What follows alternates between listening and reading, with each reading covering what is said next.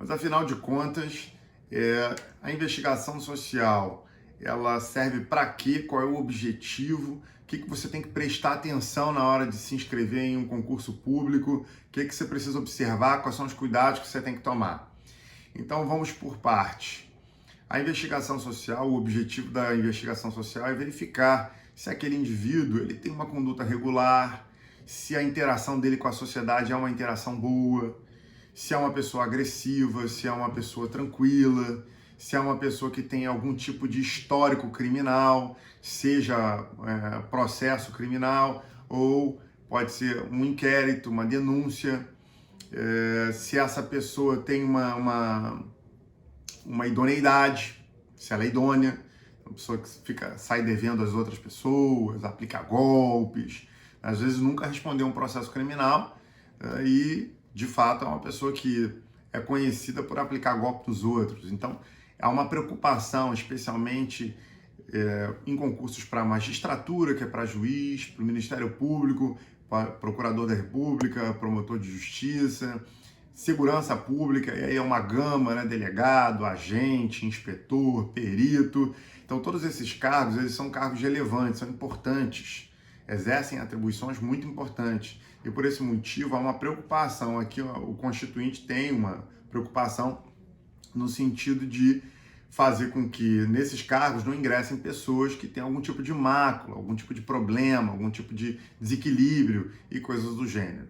Bom, então essa investigação social, ela visa ali buscar a reputação, a idoneidade da pessoa. Isso pode ser comprovado de variadas formas, né, de várias maneiras.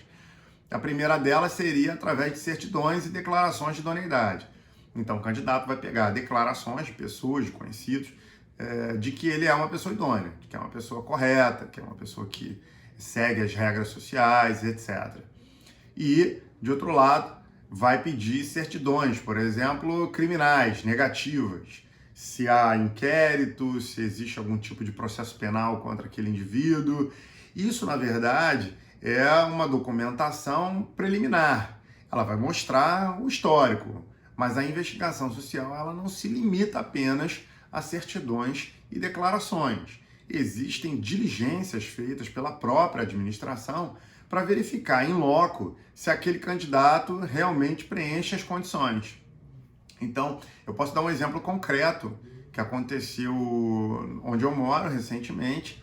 Um vizinho cujo filho passou no concurso para inspetor de polícia em Minas Gerais e aí, de repente, na casa de um outro vizinho, tocou o interfone, era um delegado de polícia de Minas Gerais fazendo investigação social aqui no Rio. E aí ele conversando com a filha de outro vizinho, né, nesse apartamento, perguntando para ela, você conhece o fulano? O fulano, como é que ele é? Ele é uma pessoa correta, uma pessoa legal, o que você tem para falar sobre ele? Ele arrumava confusão, ele brigava muito, você sabe se ele usa algum tipo de droga, né, se ele está envolvido com algum grupo mais barra pesada, alguma coisa do gênero. E a pessoa, não, conheço. E aí a menina mais jovem, 20 e poucos anos, falou assim, não, conheço, ele é da minha idade, não. Aí o policial perguntou, não, mas ele é muito mais velho. Não, não é muito mais velho, não, ele é da minha idade, a gente brincava junto no playground. Aí ele, opa, né? Quer dizer, ela estava falando a verdade realmente, a idade bate. E ela disse, não tem nada, a gente brincava junto, né? Sempre foi uma pessoa correta, nunca tem nada para falar dele. Perguntou para o porteiro. Então vai perguntando para várias pessoas diferentes, vai buscando informações sobre essa pessoa, ok? Se essa pessoa realmente tem uma conduta correta, se ela interage bem, se ela é uma pessoa idônea, não precisa ser uma reputação ilibada, acima de qualquer suspeita, não. Todos nós, em maior medida ou menor medida, ninguém, vamos generalizar aqui, ninguém é santo, né? Não é isso que está se buscando. Você pode, por exemplo, você pode ter até um parente envolvido com drogas, né? O que não é tão incomum assim.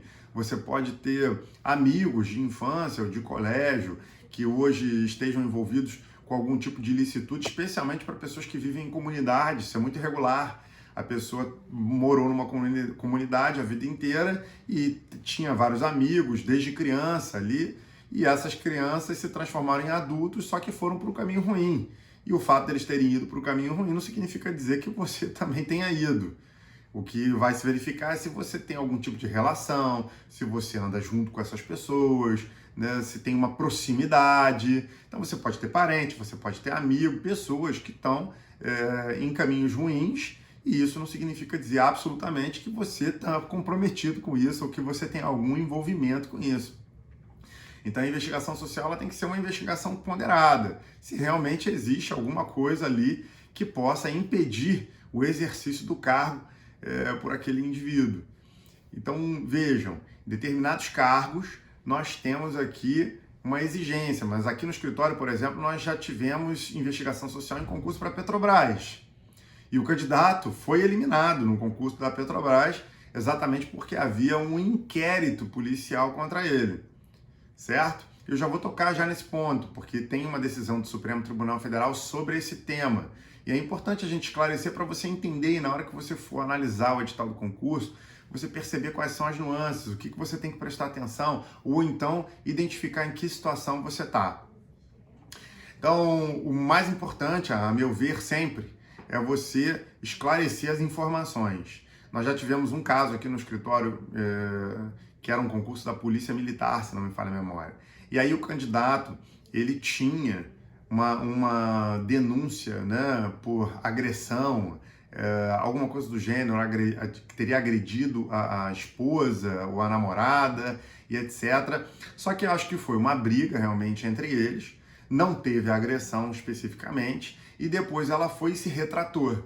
Ela procurou a delegacia de polícia, né? Olha, na verdade não foi nada disso, etc, etc, etc. E na hora dele preencher lá o inventário dele, porque você faz uma declaração e você não pode mentir nessa declaração. E você não pode omitir também, a não ser que você não tenha conhecimento. Então ele procurou aqui o escritório e perguntou para nós, olha, o que eu faço? Tem um inventário e eu preciso dizer lá nesse inventário o que eu vou dizer. Eu falei, diz a verdade. Sempre a verdade. Caminhe sempre com a verdade.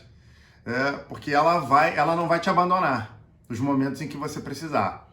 E aí foi o que de fato aconteceu. Ele disse, foi eliminado do concurso público, e aí nós entramos com a ação judicial, e nessa ação judicial a questão foi olha, houve uma retratação dessa denúncia. Na verdade não há mais absolutamente nada, está aqui uma declaração da namorada ou da ex-namorada, dizendo que não, que aquilo foi um momento de estresse dela, que ela ficou com raiva pela discussão e etc. E que por isso ela tomou essa iniciativa, mas que ele não tem envolvimento com mais nada, que ela saiba, e realmente ele não tinha mais envolvimento com absolutamente nada.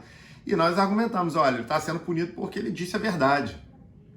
Ele está sendo punido por dizer a verdade. Se ele tivesse mentido, dizendo que não havia nada contra ele, aí ele teria sido eliminado por ter mentido.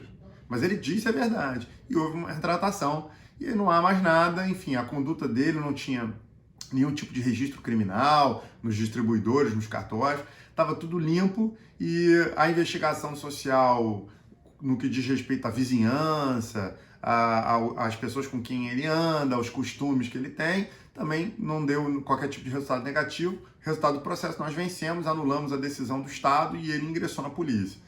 Então vejam que você tem que observar o que o edital estabelece, quais são os detalhes, o que eles vão pedir para você fazer, em que situação você se encontra, para ir tomar a melhor decisão, no caso concreto. Há um tempo atrás, até esse concurso da Petrobras que eu mencionei, havia uma questão sendo decidida no Supremo Tribunal Federal. Então, muitos processos ficaram suspensos nessa época por conta do Supremo Tribunal Federal, que afetou um processo com repercussão geral. Para quem não entende isso, significa dizer que um processo discutindo uma determinada matéria chegou ao Supremo Tribunal Federal. O Supremo Tribunal Federal entendeu que aquele processo, o que estava sendo discutido ali, tinha muita relevância financeira, política, social. Então a repercussão é muito grande, é uma repercussão geral do resultado daquele processo, que pode ter o resultado daquele processo. E com base nisso, se o Supremo entender que há repercussão geral, ele afeta esse processo, ele segura esse processo para um julgamento, e nesse julgamento a decisão vai vincular todos os juízes, vai vincular todo mundo, a administração pública e etc. Uma decisão com efeito erga omnes, que a gente chama, para todos, né? Afeta todos. Pois bem, o Supremo afetou, isso virou um tema. Cada um dos processos afetados trata de um tema específico, então esses temas recebem uma numeração no STF, e a numeração que ganhou, se não me falha a memória, é 22, 20 ou 22. E qual era a discussão? O candidato aprovado em concurso público contra o qual há um inquérito policial ou então uma decisão judicial, um processo judicial, melhor dizendo, né? Sem que ainda tenha havido trânsito em julgado, sem que ainda tenha sido tornada definitiva a questão, ele está impedido de ingressar num cargo público? Há algum impedimento nesse sentido? E aí o Supremo foi se debruçar sobre a questão para decidir se há o impedimento, se não há impedimento nesses casos. E o que estabeleceu então o tema 22? Que vai depender do caso concreto, ok?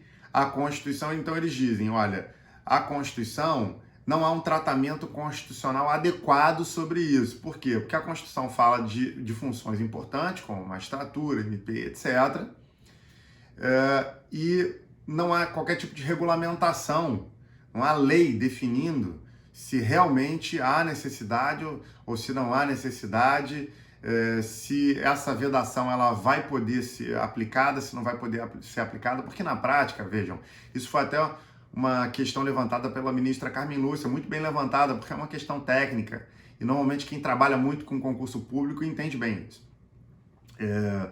Quando você tem o edital do concurso, muitas pessoas acreditam que o edital seja a lei absoluta do concurso, e de fato é. No entanto, essa lei do concurso, antes dela, tem que haver uma lei definindo as regras para ingresso no cargo. Então, na verdade, o edital nada mais é do que uma reprodução do que estabelece a lei. Então, se a lei não estabelece determinadas condições ou requisitos, essas condições ou requisitos não podem estar previstos no edital. Eu posso dar um exemplo clássico, né, dessa questão, que é a súmula 686 do Supremo Tribunal Federal, na qual eles consignaram que, os ministros, que se não houver lei prevendo o exame psicotécnico para um determinado cargo, o edital do concurso não pode estabelecer a exigência de exame psicotécnico. Então vejam, o administrador não pode chegar no edital do concurso público e simplesmente colocar lá, vou colocar um exame psicotécnico. O que entende o Supremo? Ilegal. Por quê?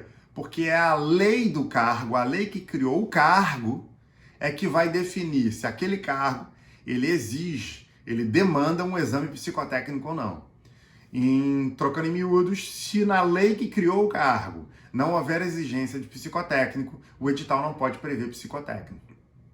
Então o candidato fez o concurso, no edital havia a exigência, só que na lei não havia. Vai entrar com uma ação judicial e fatalmente vai anular essa parte do edital, e para ele não vai ser obrigatória a realização de psicotécnico.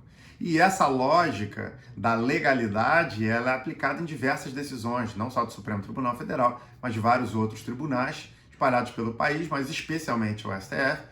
E o STF, no caso aqui do concurso público, estabeleceu que, se não houver uma lei determinando que para aquele cargo, para aquela atividade, é indispensável a inexistência de inquérito administrativo, de inquérito policial e de ação penal, então não há como você exigir isso no edital. O edital não poderia promover essa exigência, salvo naqueles concursos específicos, por exemplo, magistratura, MP, né, em que você coloca lá a exigência. Então, o Supremo ali proferiu uma decisão no sentido de que prevalece o princípio da presunção de inocência em razão do maltratamento da matéria, ou seja, da matéria não ter sido explorada ali na Constituição, não haver uma determinação expressa na Constituição em relação a tudo e a todos,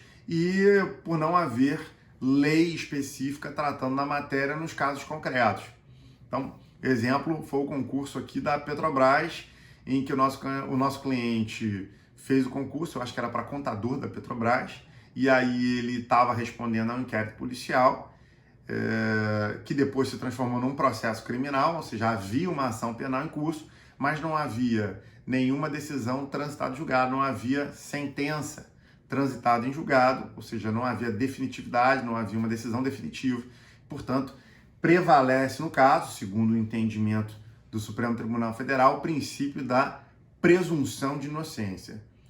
E, de fato, se nós fizermos uma interpretação sistemática, se nós pegarmos o sistema como um todo e fizermos uma interpretação dele, nós acabamos concluindo nesse sentido. Essa é uma ponderação que, inclusive, o ministro Lewandowski também fez nesse julgamento. É no julgamento do recurso extraordinário 560.900, ok? É o número do recurso extraordinário. E aí o ministro Lewandowski diz o seguinte, olha, quando é que o servidor público perde o cargo? Né? Vamos olhar lá no Código Penal e vamos olhar na Constituição. Na Constituição, lá no artigo 40, se não me falha a memória, 41, parágrafo 3º, por ali você tem, o servidor público ele perde o cargo quando? Quando houver sentença penal condenatória transitada em julgado. Ou seja, para que o servidor, a pessoa já se tornou servidor, está estável no cargo público, ok? E aí é possível perder o cargo? Quando? Quando houver uma sentença penal condenatória. Então não basta apenas ter o processo? Não, tem que ter uma sentença penal condenatória. E mais, transitada em julgado. Ou seja, não pode ter ali a possibilidade de cabimento de recurso contra aquela decisão. Então vejam que não daria para fazer um tratamento invertido em relação a quem quer ingressar na administração em um cargo público. Por quê? Porque se você só vai ser demitido, só vai ser retirado do serviço público, se houver sentença penal condenatória transitada em julgado, não faz sentido aqui impedir que você ingresse no serviço público se não há contra você uma sentença penal condenatória transitada em julgado. Então, esse é o ponto.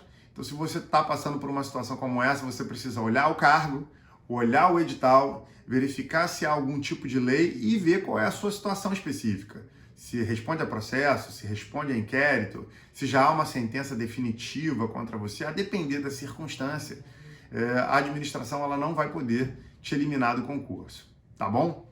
Obrigado pela atenção, não esquece de seguir a gente se a informação for relevante para você. A gente sempre está trazendo coisas diferentes aqui sobre o concurso público, trazendo um pouquinho do nosso conhecimento do nosso dia a dia, tá bom? Um abraço, tchau, tchau.